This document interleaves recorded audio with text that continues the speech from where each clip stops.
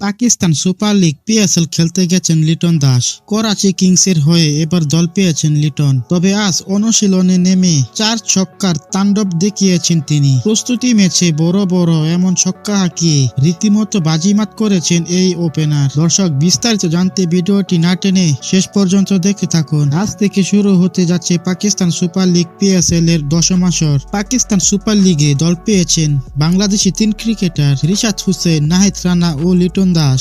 রিশাদ হোসেন খেলবেন লাহোর কালান্দার্সের হয়ে আর লিটন খেলবেন করাচি কিংসের হয়ে। তবে লিটন আজ অনুশীলনে নেমে রীতিমতো বাজিমাত করেছেন। অনুশীলন ম্যাচে 4 ছক্কার তাণ্ডব দেখিয়েছেন তিনি। ফিল্ডিং এও কমতি ছিল না লিটনের। কিপিং এ একের পর এক স্টাম্পিং করেছে লিটন। তবে লিটনের এমন বিধ্বংসী 4 ছক্কার মার দেখে রীতিমতো সবার নজর কেড়েছেন। তবে পাকিস্তান সুপার লিগ পিএসএল এ উদ্বোধনী ম্যাচে আজ মাঠে নামবে রিশাদ হোসেন লাহোর কালান্দার্সের হয়ে এবং ইসলামাবাদ ইউনাইটেডের বিপক্ষে। তো দর্শক, আজ কোন দল জিতবে, রিশাদের দল নাকি ইসলামাবাদ ইউনাইটেড, তা কমেন্ট করে জানিয়ে দিন।